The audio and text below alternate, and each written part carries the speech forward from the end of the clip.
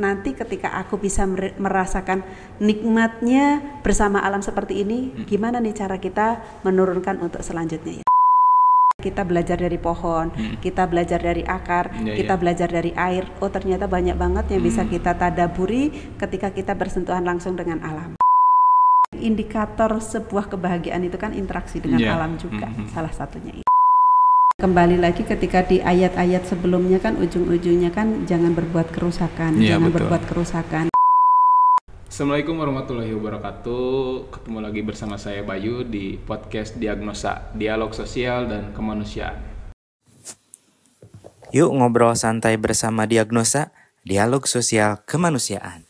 Alhamdulillah hari ini saya sudah bersama Bunda Hartanti dari Tunas Quran. Gimana kabarnya Bun? Alhamdulillah. Sehat. Sedang sibuk apa sekarang Bun? Sibuk ngoprek di kebun. Ngoprek di kebun. Ngoprek di kebun, penasaran kan ya ngoprek di kebun tuh gimana sih gitu. Tapi sebelumnya coba perkenalkan dulu Bun, Bunda dari mana dan sebagai siapa di Tunas Qurannya. Baik, bismillah. Assalamualaikum semuanya, perkenalkan saya Hartanti Swito. Biasa teman-teman di Tunas Quran itu memanggil dengan Bunda, karena kalau Bunda itu terkenal tegas dan galak. Oh gitu. Jadi di Tunas Quran Bunda ini membersamai mereka ya. Kalau ditanya sebagai apa, sebenarnya sejak awal Tunas Quran itu bisa dibilang sebagai pendiri lah ya untuk di Tunas Quran. Terus yang membersamai mereka ya kalau dikatakan ustazah jauh lah ya, karena memang secara latar belakang keilmuan juga bukan di pendidikan agama dan juga tidak ada pengalaman di kepesantrenan. Terus apalagi di sana itu kan Tunas Quran itu kan ma'had tahfidz gitu. Jadi untuk hafalan ketahfidzan Al-Quran juga tidak ada. Ada sih pengalaman, tapi ya ternyata murid yang kabur-kaburan. Intinya begitulah ya. Tapi akhirnya ya Allah amanahkan Tunas Quran, ya sudah bismillah. Mungkin untuk Tunas Quran demikian. Gitu tadi dari perkenalan Bunda Hartanti. Tapi sebelum kita, kenapa kita ngundang Bunda Hartanti itu karena Tunas Quran itu berhasil atau sedang melakukan bisa melakukan di sekelas pesantren atau tadi ma'had Quran tuh bisa mengelola limbah atau sampah organik tanpa ada yang kebuang gitu. Jadi keolah semua.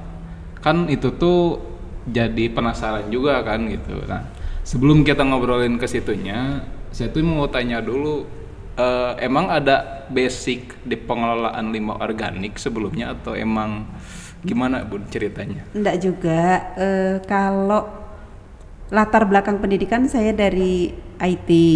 Terus kalau ke pengelolaan sampah organik itu sebenarnya terinspirasi dulu itu karena kan gini, ketika pandemi waktu itu namanya masih Zahratul Quran ya.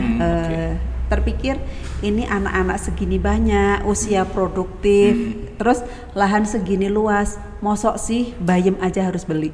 Nah itu yang menggelitik pertama gitu ya.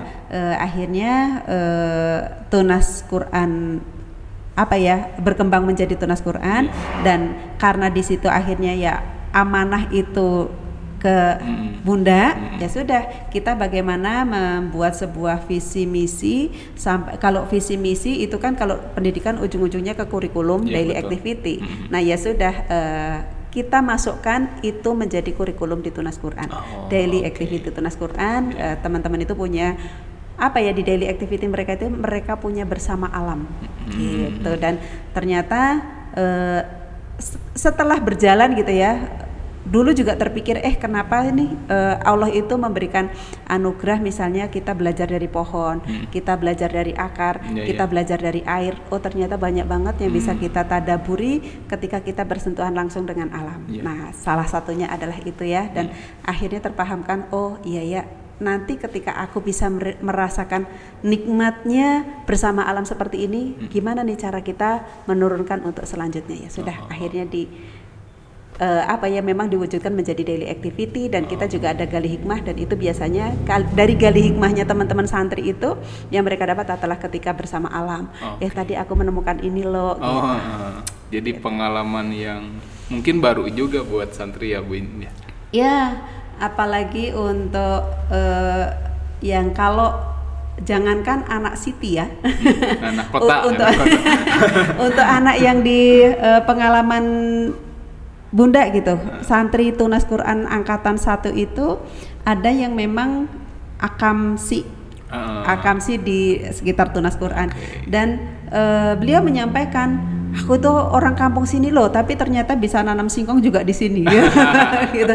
Yang notabene memang orang tuanya juga petani gitu, tapi nggak pernah boro-boro untuk ngebantu orang tuanya di kebun atau kayak gimana, memang nggak mau gitu. Tapi begitu di Tunas Quran mereka merasakan keseruan bersama alam itu, ya sudah, akhirnya berlanjut lah. Gitu. Berarti secara akademis tidak ada basic ya Bun ya untuk tidak. Di lingkungan. Tapi berarti basicnya di mana Bun? Kalau secara akademis. Kalau akademi itu saya dari teknik industri. Jadi kalau ngomongin manajemen dikit-dikit ini paham, kulit-kulitnya dapat gitu ya. Tapi kan lebih ke bagaimana menurunkan menjadi sebuah SOP delegasi dan sistem monitoring reportingnya itu yang lebih didapat gitu, dan itu tak terapkan juga di Tunas Quran. Berarti kayak semacam otodidak lagi terjun di otodidak. Satu korban konten, yes. Korban konten. Korban konten, yes. Terus kita juga ikut komunitas pengelola sampah mandiri yang itu se-Kodia Bandung ya. Pak RT Pak RW se-Bandung Raya tuh yang memang peduli dengan lingkungan itu ngumpul di situ, ikut gabung ke sana juga. Terus yang selanjutnya adalah per Agustus ini, karena memang kita sudah ya bisa dibilang progres kita itu proven, akhirnya dibantu tuh sama Sekolah Tani. Sekolah Tani Indonesia. Bun, kita bantu deh, kita dukung deh Tunas Quran untuk mewujudkan menjadi sebuah lembaga dengan ketahanan pangannya gimana, punya nilai ekonomi dari pertanian itu gimana. Yuk kita bareng-bareng gitu. Jadi untuk bab kepertanian dibantu oleh mereka. Jadi ya kalau ditanya Mas, sebenarnya Bunda Mas sebenarnya juga anak petani gitu ya, dari Tawangmangu sana, di Solo sana. Hanya saja karena memang Bapak itu waktu itu tidak mengajarkan secara basic ke pertaniannya, tapi lebih bantuin untuk angkut ini, bantuin untuk langsung ke teknis ya gitu, Bun, ya? Dan nggak ngerti filosofinya gitu ya. Terus di sini menemukan tantangan sebenarnya ya dari Tunas Quran itu. Dari awal kita memang terpikir gimana nih biar mereka itu punya ketahanan pangan. Hanya saja ketika di tempatku itu kayak di Lembang posisinya, jadi kita nanam sawi ditaruh juga hidup gitu ya. Nah begitu di sini dengan medan yang masya Allah tanah liat yang ketika kemarau 1 bulan aja udah langsung kayak jadi batu gitu ya. Sempat hopeless juga gitu. Ini gimana ya, kita semangat nanam tapi ketika hasilnya tidak sesuai dengan harapan, kok gini ya gitu ya. Nah dari situ kita belajar lagi dan alhamdulillah ketemu juga sama Sekolah Tani. Gitu. Tapi apakah ada yang menginspirasi Bunda atau Tunas Quran sendiri untuk jadi kita gas nih jadi ngelola limbah organik? Ya karena pertama itu tadi ya, terpikir usia produktif tapi tidak produktif. Nah itu yang menggelitik gitu loh. Ini teman-teman ini kan usia mereka kan santri Tunas Quran itu kan rata-rata tamat SMA tuh, usia akademi dan usia sudah bisa diajak dialog dan diskusi ini untuk problem solving itu seperti apa gitu. Nah lebih ke mewujudkan dan tagline kami itu kan Hafiz, Mandiri, Peduli. Kata mandiri dan peduli ini kan yang kita turunkan Mandiri ini apa dalam hal apa? Yang gampang itu yang apa di depan mata itu ya kemandirian pangan dahulu deh gitu. Nah satu, yang kedua nanti dari pertanian dan peternakan itu juga ada kemandirian ekonomi.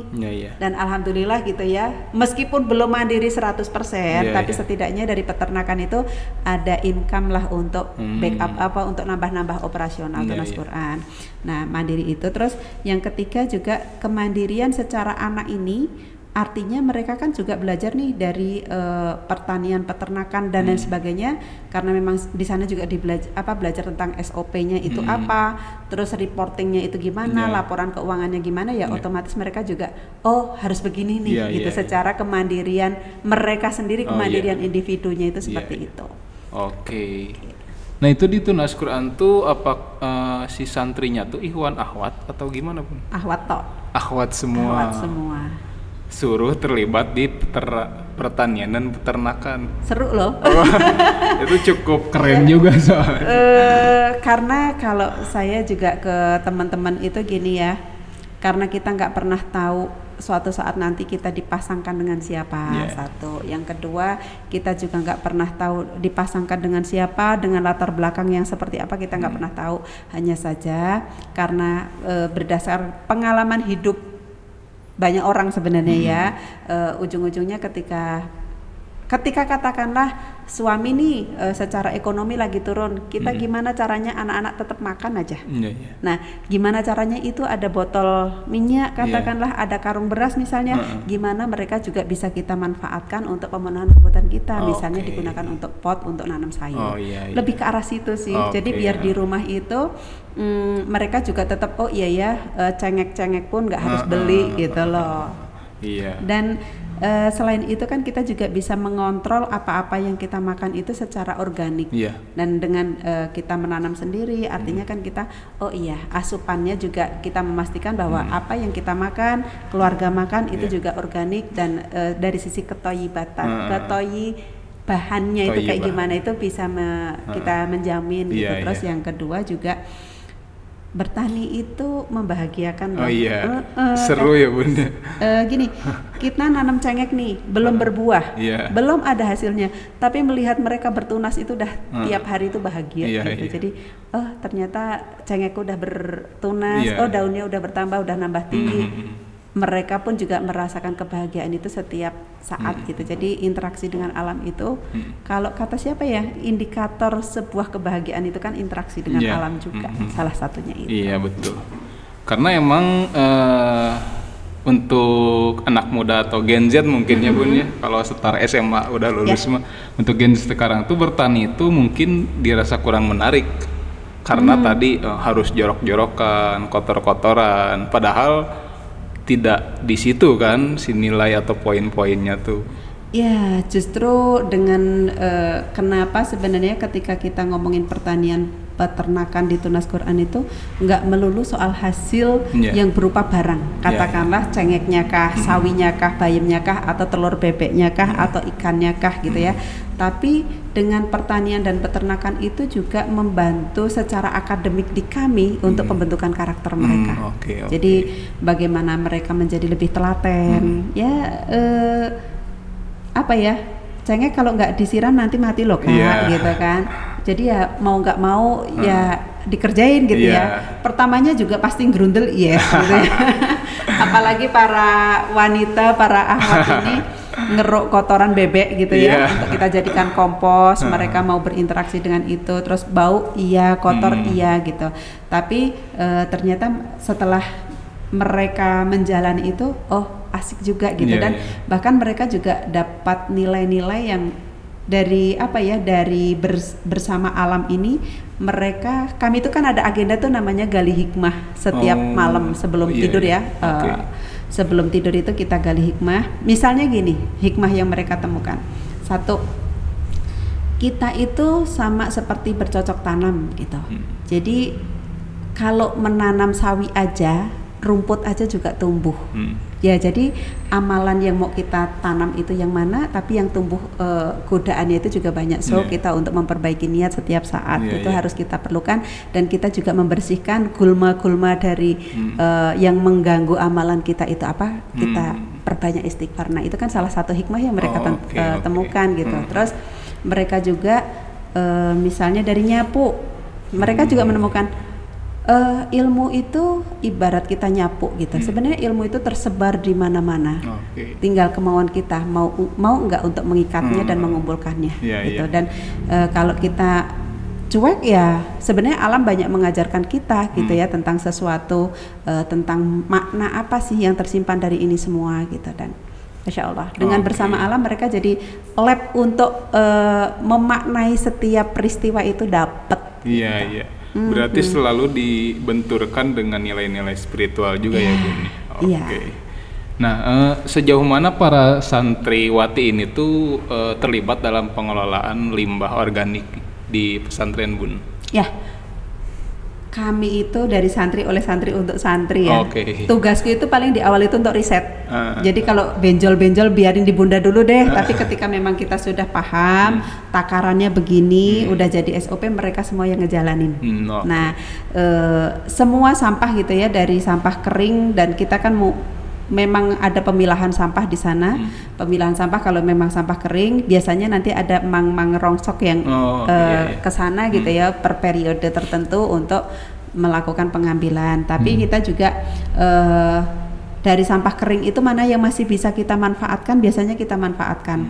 Dan karena Bunda juga suka ngoprek sampah kering menjadi sesuatu yang lebih bernilai. Misalnya nih, kalau nanti berkunjung ya ke Tunas Quran, bangku-bangku tamu yang di rumah Bunda itu semua barang sampah. Dari kayu palet pun juga menjadi kursi yang lucu gitu ya, dan nyaman untuk didudukin. Terus di tempat teman-teman itu dari palet-palet buah yang di pinggir jalan itu kan dibuang tuh sama mang-mang buah gitu ya. Kami pungut buat apa? Buat rak sabun, buat rak buku, tinggal dicat aja. Dari cangkang telur, nah seperti ini. Kalau kami cangkang telur yang kita gunakan untuk seperti ini kita cat zigzag putih hitam dah. Dan kami sudah membiasakan untuk mengolah barang yang sekiranya bisa kita manfaatkan, kita manfaatkan. Nah, kalau yang nggak bisa kita manfaatkan ya sudah, nanti diambil sama mang rongsok gitu. Nah, kalau sampah organik ya memang kita manfaatkan pun berkelas gitu ya. Ini bisa untuk pakan bebek, ini bisa kita gunakan untuk pupuk cair. Yang nggak bisa banget diapa-apain itu kita gunakan untuk pengomposan. Gitu. Jadi aman lah ya, termasuk sisa-sisa daun-daun di sana karena di sana banyak pohon. Nah, itu kita kumpulkan nanti dikompos. Berarti tidak ada sampah organik yang kebuang ya Bun, dalam tanda kutip, semua keolah. Terus tadi dari pengelolaannya juga berarti santriwati itu terlibat dari hulu ke hilir juga berarti. Dari hulunya sampai ke outputnya juga terlibat semua. Betul. Misalnya nih untuk pengomposan aja lah ya, pengomposan yang sampah yang memang benar-benar nggak kepake untuk kita gunakan untuk pakan bebek, nggak kepake, kita gunakan untuk pembuatan pupuk cair juga nggak kepake. Misalnya sampah apa ya, daun pisang lah misalnya, daun pisang ataukah daun cengkeh yang ada di sana itu kita karungin, itu nanti kita buat kompos. Nah, adapun komposisi kompos yang ada di sana ya sudah kita manfaatkan pengerukan kohe bebek itu secara berkala. Karena kita jadikan per 2 minggu sekali ya, kami itu melakukan pengomposan ya sudah nanti bahannya yang ada dari daun-daunan sama kohe kompos kita campur sama tambahan dengan pupuk cair tadi yang banyak mengandung trichoderma ya udah. Gitu. Dan pupuk cairnya pun kita buat sendiri. Pupuk cairnya pun dibuat sendiri. Kan tadi untuk kompos sendiri itu pengelolaannya tiap 2 pekan sekali. Kalau yang lain-lainnya Bun, itu apakah ada agenda khusus atau emang tiap hari? Ada, misalnya kalau pengomposan itu 2 pekan sekali. Kalau pembuatan pupuk cair, karena kan kenapa 2 pekan sekali itu tergantung bahan, ketersediaan bahan. Kenapa 2 pekan sekali? Karena pengerukan kandang bebek. Nah, kita itu kandang bebek kan ada 3 blok nih. Nah, jadi kita lakukan pengerukan itu kurang lebih per kandang itu 6 bulan sekali ya. 6 minggu sekali, maaf. 6 minggu sekali karena 3 blok, maka jadi dipecah-pecah menjadi 2 minggu sekali. Itu ketersediaan bahan untuk kompos. Nah, kalau untuk pakan bebek itu tiap hari. Otomatis kan kita kan udah pilih nih, ada sisaan nasi yang memang bisa untuk bebek ya sudah. Ini berarti tiap hari langsung dari petugas dapur itu udah ngumpulin nih. Jadi pemilahan itu dimulai dari dapur. Oh, oke. Nah, dari dapur udah dipilah, langsung diantarkan ke kandang. Petugas bebek udah paham bahwa ini adalah sampah yang digunakan untuk bebek gitu. Nah, terus ada air beras juga, dan air beras itu bagus banget loh untuk pembiakan mikroba gitu kan. Jadi air beras yang udah diendapkan semalam karena kan masak katakanlah sampai sore ya. Sore itu masih masak nasi. Air berasnya kita tampung, tutup di ember, dan besok pagi anak yang bertugas untuk pembuatan pupuk yang ngambil dari dapur ke tempat pemupukan, tempat pembuatan pupuk. Nah, termasuk ketika memang ada sisa nasi, itu juga kita busukkan bener-bener sampai berjamur oren. Nah, yang baunya nyampe asem banget. Iya, sengaja berarti. Sengaja gitu. Itu kita campur gula merah atau molase tetes tebu. Udah, terus diemin aja, katakanlah di 2 minggu itu udah menjadi EM4 ala kita sendiri gitu. Nah, jadi dari situ nanti termasuk itu yang akan kita gunakan untuk disiramkan ke pengomposan, itu air ini. Air dari air beras itu karena kan produksinya tiap hari tuh. Nah, ada lagi sampah itu, kalau ngomongin sampah itu sebenarnya bukan sampah yang ada di Tunas Quran tok gitu. Kita itu menyerap sampah juga dari luar. Misalnya untuk pakan bebek kita, untuk pakan bebek itu kita membutuhkan sayur. Karena kan bebek itu tetap butuh sayur, karbo, dan protein kan tetap gitu ya. Untuk sayurnya kita ngambil sampah dari pasar Gede Bage. Ya kan rompesan ya kata Mang sayur itu. Nah, itu kita ambil sehari itu bisa 2 sampai 3 karung lah. Sehari. Nah, terus kita juga butuh karbonya. Karbonya itu dari tepung limbah industrinya fried chicken. Nah, kita kerjasama sama yang franchise-nya udah banyak. Pak, per hari bisa berapa kilo sih gitu. Jadi seminggu sekali ya Pak kami ambil. Itu kerjasama. Nah, terus ada lagi dari industri olahan pangan lele. Jadi ada yang dibikin lele ini, dibikin pilet lele abon lele dan lain sebagainya. Kepala dan tulangnya mau diapain? Dibuang ya biasanya. Mereka dibuang kan, terus sama mereka digiling. Ya udah deh Pak, antar ke Tunas Quran ya, harga berapa? Tapi terima di Tunas Quran. Nah, itu kan berarti kan tiap hari juga diolah tuh. Karena kalau lele katakanlah dikirim seminggu sekali karena cukup jauh ya dari Cimahi. Dari Cimahi. Terus kalau sayur itu dari Gede Bage, otomatis tiap hari kami ngambil karena kebutuhan untuk bebek. Nah, kalau untuk tepung itu juga bisa kita ambil seminggu sekali. Jadi untuk sampah itu tadi yang digunakan untuk pakan bebek, tiap hari karena bebek tiap hari pagi dan sore butuh makan, ya tiap hari kita proses. Dan itu ada santri yang bertugas untuk bertanggung jawab di bebek. Nah, itu misalnya untuk yang bebek. Terus apa lagi? Udah ya, pengomposan 2 minggu sekali. Kalau pupuk cair itu bisa tiap hari, bisa 2 hari sekali. Tapi kalau untuk bebek tiap hari diproses. Berarti hampir tiap hari berarti ya Bun ada pengelolaan sampah organik itu. Nah itu areanya tuh apakah di lahan yang ada di pesantren atau ada area-area lain itu? Semuanya di pekarangan. Berarti di pekarangan pesantren gitu ya Bun? Tadi kan ngambil juga sampah dari luar ya Bun? Nah itu kalau ngambil sampah dari luar itu tuh apakah kita yang datang atau kita kerjasama juga sama tadi tukang sayur? Kalau dulu memulai itu Bunda itu ke pasar Gede Bage pas memulai sambil jemput anak sekolah tuh ya. Nah begitu akhirnya kan tukang sayur di sana pada bertanya buat apa sih Bu? Gitu. Nah tak sampaikan aja ini dari pesantren untuk pakan bebek gitu. Akhirnya kan karena memang polanya sudah kebentuk. Gini Kang, baik. Jadi karena kebiasaanku itu sebelum menurunkan ke anak tadi kan riset dulu, mau dioprek dulu, ketika sudah baku baru disampaikan ke anak-anak. Dan proses penurunan pun juga tak sampaikan dengan latar belakang maksud dan tujuan. Jadi ketika mereka ketika ada kondisi tertentu perlu melakukan inisiatif, mereka sudah bisa mengukur. Akhirnya ketika di pasar itu sudah kebentuk nih, kira-kira per hari kita bisa ngambil sayur yang mana aja, berapa takarannya, terus kira-kira emang yang bisa diajak kerja sama itu yang mana, ya sudah, udah diturunkan itu teman-teman tinggal. Nah, begitu teman-teman, kalau dulu kan Bunda itu masih ngewadain sendiri gitu ya, di bawah jonggo-jonggo gitu. Begitu mereka mengetahui bahwa benar ini untuk pesantren, mereka sekarang yang ngewadahin gitu, kasih sayur gede bage, disiapin ya Bunda. Iya, jadi mereka sudah menyiapkan sampah itu udah di karungan sama mereka, jadi pas teman-teman santri ngambil itu udah tinggal angkut gitu. Iya.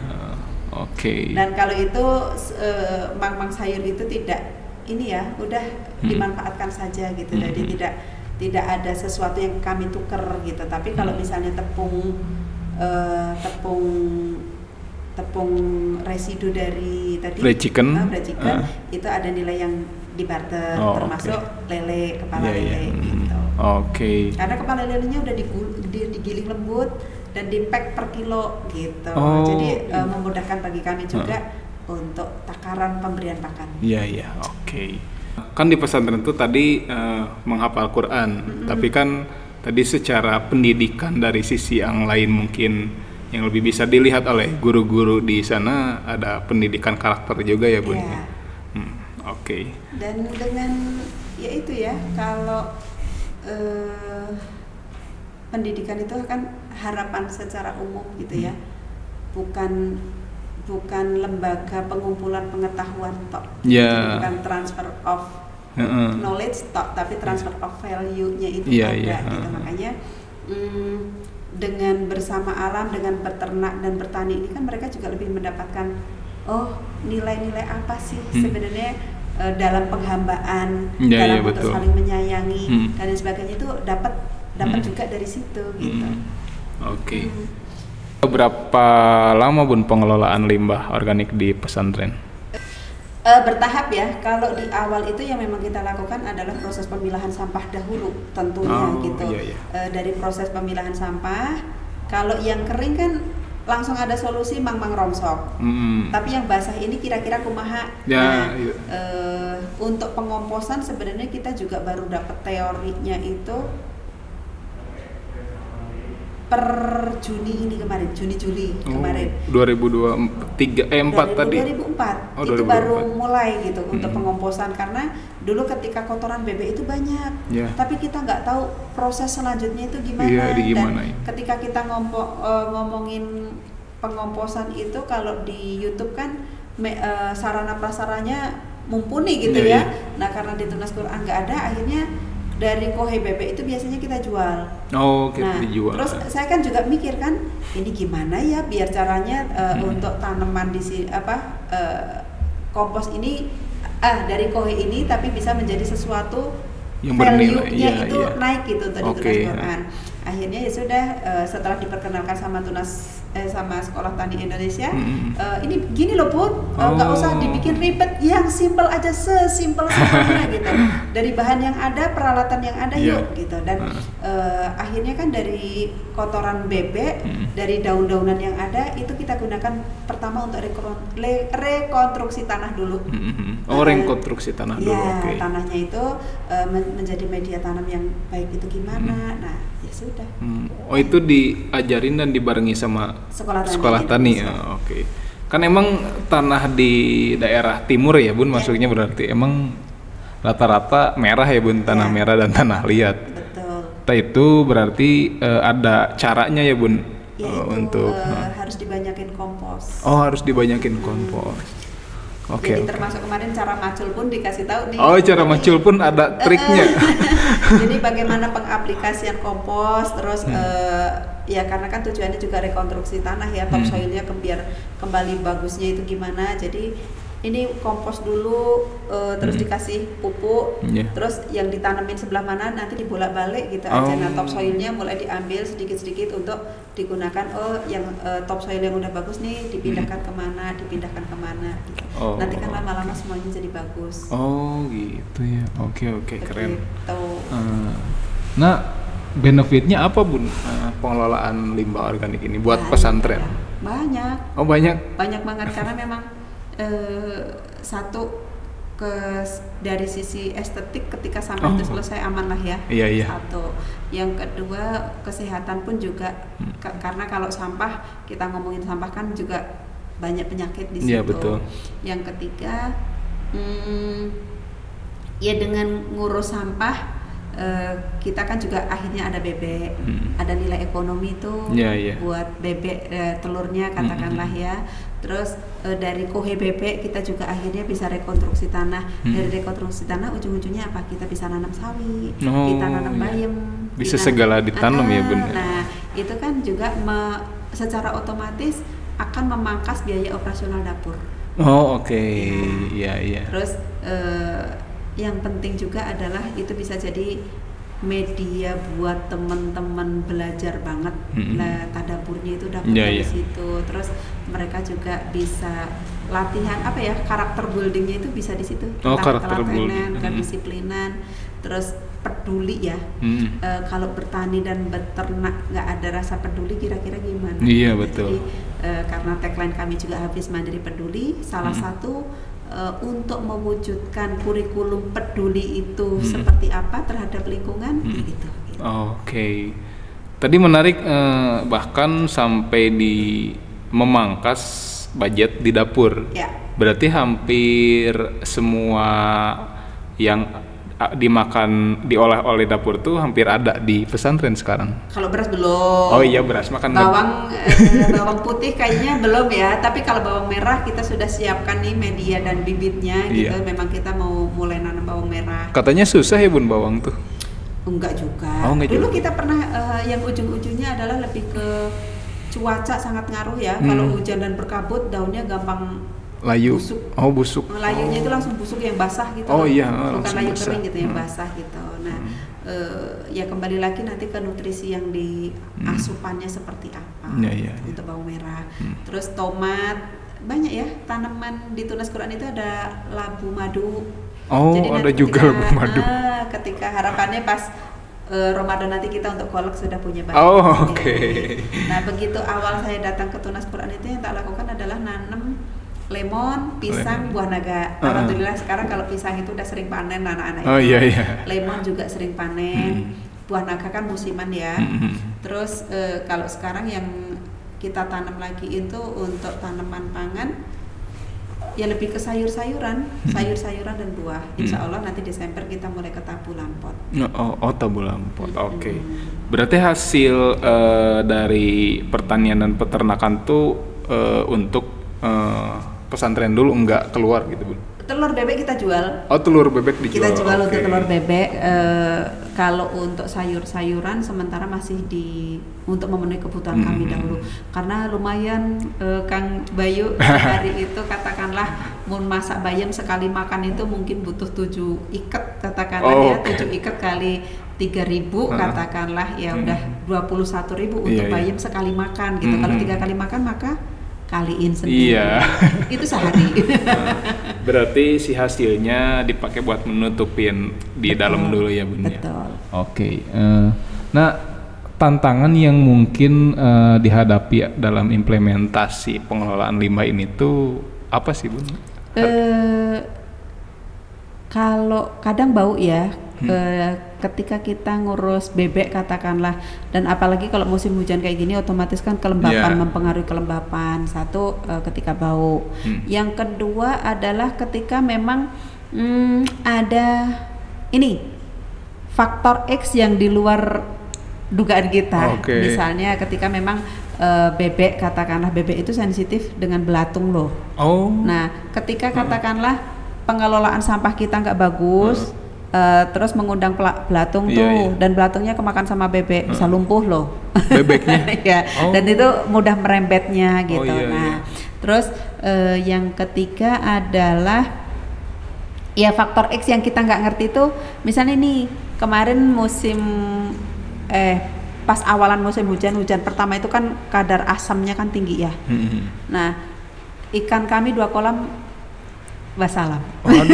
Ikan nila wafat semua. Nah meskipun ya populasinya belum banyak banget tapi ya cukup gitu karena memang satu keterbatasan ilmu di ikan nila dan ya ternyata kan ya kalau kata bapakku ilmu itu kalakone kanthi laku, jadi belajar itu ilmu itu akan didapat dengan perjalanan pengembaraan gitu. Pengalaman berarti ya. Akhirnya kan kalau di YouTube atau kan kayak gini, oh gini ya, ternyata kenyataannya tidak semudah di YouTube. Iya betul. Gitu. Betul. Hal itu sih yang tantangan banget. Terus sama yang ketiga, untuk antisipasi karena memang kita ngulik dengan sampah organik yang otomatis banyak mikroba ya. Itu sih yang kadang teman-teman ada gatel atau gimana ya. Untuk sementara sih kita untuk setelah pengaplikasian atau apa kita langsung pembersihannya gimana atau pakai sarung tangan atau kaki gimana. Cuman itu tetap ada aja. Apalagi kalau habis ngerok kohe ya. Iya. Apa ada siur yang kecil-kecil itu. Wah, itu kan indah sekali rasanya ketika udah dikeroyok siur. Iya. Lumayan ya Bun ya. Iya. Oke, berarti tantangan mah akan selalu ada. Yang penting mah konsistensi, istiqomah ya Bun. Ya kalau nggak ada nanti nggak seru ya Bun. Iya nggak belajar. Tapi apa buat rencana ke depan nih Bun dari pengelolaan limbah di pesantren ini ada harapan apa gitu nggak? Magot. Next Magot. project ya Magot, dan karena gini kemarin itu alhamdulillah nih kita didukung sama salah satu BUMN karena mereka survei nih ke Tunas Quran. Ya ketertarikannya adalah bahwa Tunas Quran itu bukan belajar tentang ilmu agama tok, karena kan ya memang kita mau menuju surga, tapi kan sebelum ke surga itu ada gerbang kematian, dan sebelum mati kan ada hidup dulu. Hidup dulu. Jadi bagaimana kita akan beribadah ketika kita hidup aja. Nah kita akhirnya ya sudah rata-rata mereka mendukung program Tunas Quran itu karena memang secara life skillnya juga diasah gitu untuk di Tunas Quran. Akhirnya mereka kan ya sudah Tunas Quran mau dikembangkan kemana gitu. Dari BUMN tersebut akhirnya membantu untuk membuatkan biovlog. Dan insya Allah per akhir bulan ini akan kita pasang, dan dari biovlog itu kita akan ternak lele. Dari ternak lele karena kita punya sampah organik yang sudah terkumpul untuk Magot, untuk katakanlah di 30 sampai 50 kilo per hari untuk Magot, insya Allah kita siap. Dan untuk pengalaman Magot kita kan sudah ada dulu pernah ternak Magot lah ya. Nah kita mau jalankan kembali untuk pakan lele. Nah terus selanjutnya adalah kita juga mau ternak domba. Mau ternak domba juga. Jadi kalau Kang Bayu ke sana teman-teman itu sekarang udah nanam rumput odot. Odot. Nah rumput odot ini nanti yang akan kita gunakan untuk ternak domba. Kemarin alhamdulillah juga ada pihak ketiga yang pengen mendukung Tunas Quran. Kalau ini jalan kira-kira dengan begini gimana? Jadi saat ini yang tak lakukan adalah bagaimana cara pun nanti ketika pihak ketiga ini membantu Tunas Quran, karena pihak ketiga juga sebagai standing buyer untuk domba, dan mereka juga yang akan melakukan pembinaan. Pun demikian kami saat ini itu lebih banyak fokus belajar ke bagaimana pakan dan lain sebagainya. Akhirnya dengan fermentasi pakan, pengaplikasian dan lain sebagainya. Dan yang sudah kami lakukan sekarang adalah nanam odot. Sebanyak-banyaknya untuk di Tunas Quran. Meskipun belum ada dombanya ya Bu? Belum. Tapi kan biasanya kesempatan itu akan berubah takdir ketika ada kesiapan. Iya betul. Jadi kita nyiapin dulu ya Bun. Ketika ada kesempatan samber gitu loh. Kalau ada kesempatan tapi kita nggak siap juga nggak akan jadi apa-apa. Keren. Berarti proyek ke depan tuh ada Magot sama domba. Magot, lele, domba. Semoga cepat terrealisasi ya Bun. Amin. Terakhir nih Bun. Ya. Ada pesan-pesan khusus nggak terutama buat anak muda yang lagi nonton nih? Kenapa sih kita harus peduli sama lingkungan terutama di isu sampah ini gitu Bun? Kembali ya ke Al-Quran. Surat Al-Baqarah ayat 30 bahwasannya Allah itu menjadikan manusia dengan tugas apa sih? Menjadi khalifah. Dan kembali lagi ketika di ayat-ayat sebelumnya kan ujung-ujungnya kan jangan berbuat kerusakan, berbuat kerusakan. Ya kembali lagi akhirnya dengan bertambahnya usia seperti ini gitu ya, mikir gitu, nanti kira-kira nih ketika anak-anakku sudah beranjak dewasa, di saat genti mereka yang berperan untuk ya mewarnai gitu ya di bumi ini, kira-kira apa yang bisa diwariskan. Ya kembali lagi bahwa kita cintai lingkungan kita, kita rawat bumi kita, ya karena ternyata sumber daya yang ya kalau ngomongin Indonesia, apa sih kurangnya Indonesia gitu secara sumber daya gitu ya. Nah, apa yang akan kita wariskan ke mereka, dan rasa cinta dulu ya, yuk kita cintai dahulu gitu. Makanya dulu ketika kita diundang juga sama Wan Umah tentang proyek kolaborasi yang sejuta tangan itu, iya betul, menanam pohon itu, gerakan menanam pohon itu kami senang banget gitu. Akhirnya ya yuk kita bergandengan untuk melestarikan bumi kita. Oke. Gitu. Jadi sangat seru sekali ngobrol sama Bunda Hartanti. Semoga apa yang kita sharingkan atau kita obrolkan tuh dapat menjadi inspirasi mungkin buat yang lainnya, Bun ya. Dan semoga mungkin nanti kedepannya kita bisa kolaborasi di sisi yang lain ya, Bun. Dan semoga apa yang tadi proyek-proyek yang Bunda sama pesantren Tunas Quran rencanakan dapat realisasi dengan baik gitu ya, Bun. Amin. Oke, mungkin segitu diskusi kita. Tetap tonton podcast kita di channel YouTube-nya Wan Umah Movement, dan jangan lupa subscribe dan bunyikan loncengnya. Saya Bayu izin pamit. Terima kasih ya, Bun. Semoga sehat-sehat selalu. Amin, amin. Oke. Dan Bayu juga ya. Ya, amin insyaallah. Saya Bayu izin pamit. Wassalamualaikum warahmatullahi wabarakatuh. Yuk ngobrol santai bersama Diagnosa, dialog sosial kemanusiaan.